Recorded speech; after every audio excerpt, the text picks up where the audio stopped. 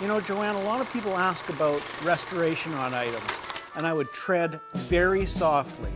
We both like things that are in original condition, even if we have to look beyond a blemish. Sometimes Scott and I encounter a piece that would have been worth much more in the marketplace had it not been restored. So somebody's actually gone and spent money and devalued the piece.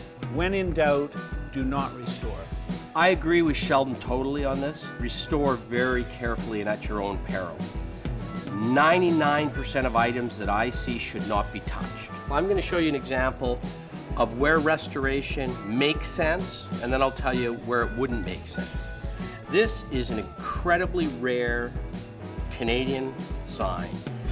The image, however, is a generic image. The company put out this plate with this image on it with dozens, if not hundreds, of different logos on it. So the image is not rare, but the writing is rare. Now, what often happened with these signs, these advertising signs, is somebody would want to hang the image up in their house, but they didn't want the advertising, so they'd paint over the exterior of the sign and just leave the image. That's exactly what happened with this sign. And the unfortunate part is with the kind of paint they used in the old days, you could almost never get the paint off without taking the writing off. So this sign literally had the image, but the writing was all gone on it.